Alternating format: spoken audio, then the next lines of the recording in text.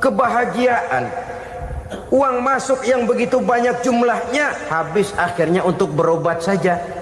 Sebenarnya hitung-hitung ya seri-seri juga. Usaha berhasil, duit banyak, habis untuk berobat. Lah sama juga saudara-saudara. Jadi dengan demikian, biar duit kita banyak, asal keluarga pada sehat saja, udah enak bener itu. Duit banyak, ekonomi cukup, keluarga sehat, nikmat rasanya menjalani kehidupan ini. Yang kiamat sudah duit kagak barang seperak, keluarga ampek semua. Kiamat sudah. Saudara hadirin yang saya hormati, jadi yang ketiga, Allah memberikan pemeliharaan terhadap keluarganya. Satu kali orang dipelihara Allah, tidak satu kekuatan pun yang bisa mencelakakan. Satu kali orang disengsarakan Allah, tidak satu tenaga pun yang mampu menyelamatkannya. Itulah sebabnya perlindungan Allah, pemeliharaan Allah terhadap diri dan keluarga sangat kita perlukan di dalam kehidupan ini. Dengan melaksanakan ibadah puasa, kita mendekatkan diri kepada Allah. Dengan dekat kepada Allah, maka Allah pun dekat kepada kita. Sehingga dalam hadis qudsi dikatakan, ta'arraf ilallahi firraha ya'rifka fi syiddah. Ingatlah kepada Allah di waktu kamu senang, agar Allah ingat kepada kamu di waktu kamu susah. Yang kita laksanakan kadang-kadang sebaliknya. Waktu susah kita ingat Allah, waktu senang kita lupa Allah. Akhirnya nanti pada waktu kita melarat, kebelangsak, susah dan sebagainya, pertolongan tidak akan datang kepada kita. Benar, ta'arraf ilallah firraha ya'rifka fi syiddah. Ingatlah kepada Allah di waktu kamu susah, ingatlah kepada Allah di waktu kamu senang, agar Allah ingat kepadamu di waktu kamu mendapat kesusahan. Umumnya watak manusia memang kalau sudah dapat susah, ingat kepada Allah. Waktu duduk, waktu berbaring, sambil tidur, dalam segala keadaan Allah disebutnya, Allah dimintakan pertolongannya. Tapi dikala dia berada pada posisi di atas angin, merasa senang, bahagia, Allah terlupakan. Saudara-saudara kaum muslimin, itu yang ketiga. Yang keempat, at-takfiru li sayyiatihi. Orang yang melaksanakan puasa sunnah itu diampuni segala dosa dan kesalahan yang telah dilakukannya. Dan yang kelima, at-tad'ifu li hasanatihi. Diberikan balasan yang berlipat ganda dari segala kebaikan yang dikerjakannya. 1 berbalas 7, 7 bisa berbalas 10, 10 masih berbalas 100, masih ditambah dengan wallahu yudha'ifu liman yasha. Allah melipat gandakan pahala orang-orang yang dikehendakinya. Maka carilah satu kebaikan yang apabila kita kerjakan, dosa akan dihapus dan nilai pahalanya menjadi berlipat ganda. Satu kali kita bekerja, 2-3 pulau bisa kita raih dan kita jangkau. Yang keenam, orang yang melaksanakan puasa sunnah di bulan Zulhijjah, at-tashil li sakarati mautihi. Diberikan kemudahan pada saat menghadapi sakaratul maut. Maut a mysterious problem. Dia adalah pintu yang setiap orang pasti akan memasukinya. Bahwa mati adalah mati, itu semua kita tahu. Tapi hakikat orang pada saat menghadapi mati itu kan berbeda-beda. Ada yang matinya itu gampang sekali, persis orang tidur saja, tidak nampak gelisah, tidak bikin susah yang hidup, tidak gelimpangan di tempat tidur, persis seperti orang mau tidur saja. Ada yang sulit sekali menghadapi sakaratul maut, gelimpangan di tempat tidur, bikin bingung orang yang nunggu. Kadang-kadang seperti kerbau digorok lehernya. Saudara-saudara, sulit menghadapi sakaratul maut. Oleh karena itu Rasulullah sallallahu alaihi wasallam sering beliau itu kalau berdoa membaca Allahumma hawin alayya fi sakaratil maut, Ya Allah, mudahkan saya di dalam menghadapi sakaratul maut. Rasulullah saja, saudara, orang yang ibadahnya paling banyak, orang yang hatinya paling bersih, orang yang akhlaknya paling luhur, masih berdoa semacam ini. Mohon dimudahkan oleh Allah agar mudah menghadapi sakaratul maut. Apalagi kita, terus terang kita ini paling-paling kelas muhtalid, bangsa sama pahala mau sama dosa doyan. Lebih perlu lagi menghadapi sakaratul maut, sehingga apabila malaikat maut datang menjemput nyawa kita, dimudahkan, jangan dibikin sulit, supaya mudah. Jadilah orang baik-baik. Biasanya kalau banyak yang mati, malaikat maut juga kali main-mainin dulu tuh orang, kutak-katik, ditakut-takutin dan segala macam. Saudara hadirin yang saya hormati, maka menghadapi sakaratul maut ini merupakan kunci. Apakah seseorang bisa husnul khatimah atau bisa su'ul khatimah? Salah satu jalan untuk memudahkan diri menghadapi sakaratul maut, melaksanakan puasa sunnah di bulan Zulhijjah ini. Yang ketujuh, ad-diya'u li zulumati qabrihi, diberikan terang di alam kuburnya. Kubur, saudara tahu, saudara tentu sering lihat orang dimasukkan ke liang lahat, ditutup dengan papan, dinding ari kata kita di kampung, lalu diuruk lagi dengan tanah. Dalamnya liang lahat, gelapnya liang lahat, gelapnya diuruk dengan tanah, gelapnya di dalam kubur, tiga gelap yang menjadi satu. Bapak moyangnya gelap.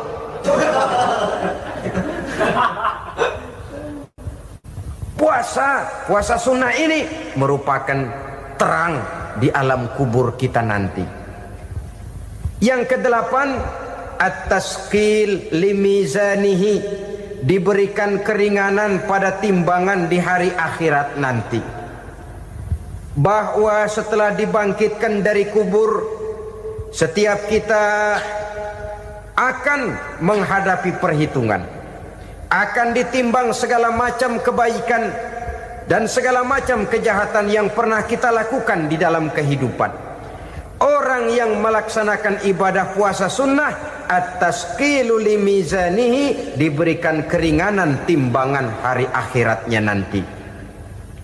Yang kesembilan, an-najah minal bala, diberikan keselamatan dari segala macam bencana. Dan yang ke-10, as-su'ud ala darajatihi, diberikan ketinggian, naik derajatnya, derajat di dunia, lebih-lebih lagi derajat di akhirat nanti. Ini keutamaan yang diberikan Allah Subhanahu wa ta'ala kepada mereka yang melaksanakan ibadah puasa 10 hari di bulan Zulhijjah, menurut penjelasan sebagian dari para ulama kita. Jadi setelah puasa Muharram ada lagi puasa Zulhijjah. Kemudian puasa sunnah yang ketiga, puasa sunnah pada hari Senin dan hari Kamis. Apa sumber hukumnya? Diriwayatkan oleh Imam Muslim dari Abi Qatadah, Rasulullah sallallahu alaihi wasallam ditanya tentang puasa pada hari Senin. Kenapa Rasul melakukan itu? Beliau menjawab, zalika yaumu wulidtu fihi wa yaumu bu'istu au unzila alayya fihi. Hari Senin itu adalah hari di mana aku dilahirkan dan hari di mana aku dibangkitkan. Wahyu pertama turun kepadaku pun pada hari itu. Maka sunnah melaksanakan puasa pada hari itu. Adapun hari Kamis, ada hadis yang diriwayatkan oleh Imam Turmuzi dari Abi Hurairah, Nabi bersabda, tu'radul a'malu yaumul isnaini wal khamisi fa uhibbu ay yu'radu amali wa ana sha'im. Disetor amal setiap manusia pada hari Senin dan pada hari Kamis. Maka aku ingin, kata Nabi, agar pada saat amalku disetor itu aku sedang puasa. Jadi malaikat itu menurut riwayat ini mencatat dan menyetorkan catatan amalan seseorang pada hari Senin, hari Kamis. Tiap hari Senin amalan kita disetor oleh malaikat. Catatan terakhir tentu yang sedang kita kerjakan. Sehingga yang masuk daftar, saya tinggalkan orang ini, dia sedang puasa. Karena naik catatan amalnya pada hari Senin.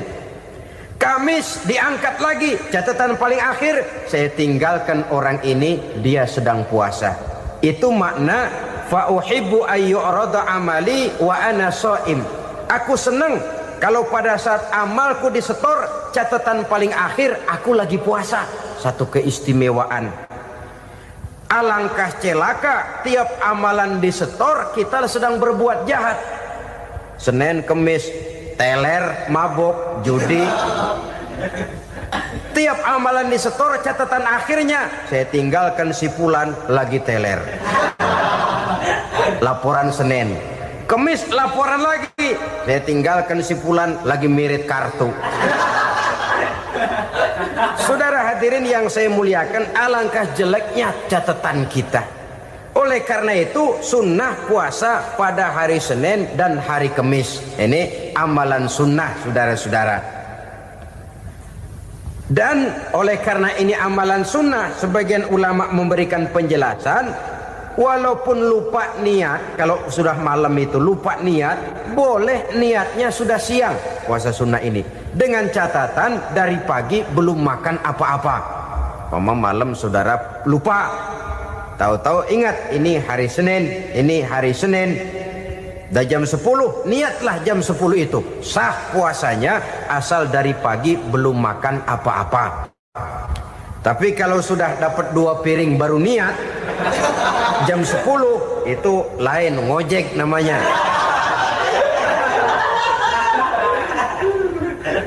Jadi puasa sunnah yang ketiga, puasa pada hari Senin dan hari Kamis. Yang keempat, puasa jenis sunnah yang keempat, puasa 6 hari di bulan Syawal. Diriwayatkan oleh Imam Muslim dari Abi Ayyub bahwa Nabi bersabda, "Man shoma Ramadhana summa atba'ahu sittan min Syawal kana kasyamid dahri." Barang siapa yang berpuasa di bulan Ramadan kemudian diikutinya dengan 6 hari di bulan Syawal, maka dia seolah-olah seperti orang yang berpuasa 1 abad lamanya. Allahu Akbar. Demikian besar keuntungannya. 6 hari di bulan Syawal sama dengan orang yang berpuasa 1 abad lamanya. Ini fadailul a'mal, saudara-saudara. Jangan diartikan karena menang sudah puasa 6 hari bulan Syawal, Ramadan tahun depannya lantas nggak puasa. Kenapa? Ukurannya sudah 1 abad. Bukan itu pengertiannya. Ini mendorong orang memberikan ganjaran pahala yang sedemikian besar. 6 hari setelah Ramadan, artinya di bulan Syawal. Tidak pada hari pertama Syawal karena haram hukumnya berpuasa pada hari fitri itu. 6 hari di bulan Syawal. Tinggal lihat yang mampunya saja. Boleh berurutan, boleh tidak berselang-seling, boleh. Asal saja jumlahnya 6 hari selama masih bulan Syawal itu. Hari ini 3 hari lagi, 4 hari lagi, diselang-seling atau berurutan, itu juga lebih baik. Puasa sunnah 6 hari daripada bulan Syawal. Kemudian yang kelima, puasa sunnah 3 hari pada setiap bulan. 3 hari pada setiap bulan. Diriwayatkan oleh Imam Bukhari dan Muslim dari Abi Hurairah. Abi Hurairah bercerita, "Ausani khalili sallallahu alaihi wasallam bisalasin." Kekasih saya Rasulullah berwasiat kepada saya, memesankan benar-benar kepada saya untuk melaksanakan 3 amalan yang terpuji. Pertama, siyamu salasati ayyamin min kulli syahrin. Puasa 3 hari dalam setiap bulan. Ini wasiat yang pertama. 3 hari pada setiap bulan. Tidak peduli bulan apa saja. Dalam artian ya bulan menurut perhitungan Islam ya.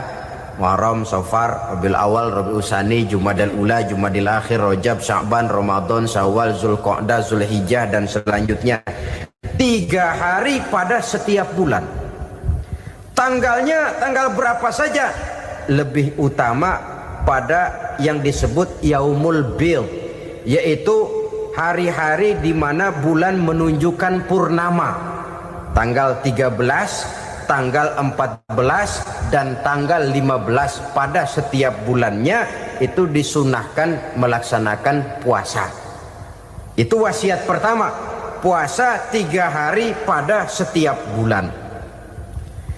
Wasiat yang kedua, waraqatai duha, melaksanakan sholat duha sekurang-kurangnya 2 rakaat. Itu wasiat yang dipesankan benar kepada saya, kata Abi Hurairah. Pertama, puasa 3 hari pada setiap bulan. Yang kedua, usahakan jangan meninggalkan 2 rakaat minimal daripada sembahyang duha. Kita tahu sembahyang duha itu sembahyang sunnah di waktu pagi seketika matahari naik sepenggalahan. Sekurang-kurangnya 2 rakaat, sebanyak-banyaknya 8 rakaat. Di antara fadilah atau keutamaan daripada sholat duha ini yaitu menyangkut masalah rezeki dan usaha. Kemudian wasiat yang ketiga, wa an utira qabla an anama. Beliau sangat berwasiat kepada saya untuk sholat witir sebelum tidur. Artinya sholat malam sebagai amalan sunnah di dalam kehidupan kita. Jadi saudara-saudara, dalam hidup ini kita akan selalu berbentur dengan keperluan. Kalau pada satu saat kita sudah sampai kepada tahap berpikir ini keperluan saya, tentu hal-hal semacam ini akan kita kerjakan. Kita belum tergerak melaksanakan ini semua oleh karena barangkali kita merasa belum memerlukannya. Karena itu marilah kita berusaha di samping melaksanakan puasa yang wajib juga melaksanakan puasa yang sunnah di dalam kehidupan kita. Ini jenis puasa-puasa yang sunnah. Kemudian yang kedua, ada macam puasa yang disebut puasa nazar. Hukum pelaksanaannya wajib apabila nazarnya sudah terwujud. Puasa nazar, puasa yang dikaitkan dengan suatu persoalan. Umpamanya, kalau saya lulus ujian, saya akan puasa 1 minggu lamanya.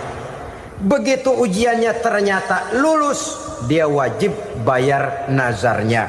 Puasa 7 hari, tidak lagi sunnah tapi wajib karena dia nazarkan. Asal saja tidak sah nazar kepada yang makruh apalagi kepada yang haram. Umpamanya nazar kalau tembus 6 nomor mau puasa 3 hari. Itu nazar semacam itu bukan saja tidak sah tapi haram hukumnya. Tidak boleh nazar kepada yang makruh apalagi kepada yang haram. Jadi apabila maksud yang sudah kita niatkan tercapai, wajiblah nazar itu dibayar, yaitu kalau nazarnya sunnah melaksanakan ibadah puasa.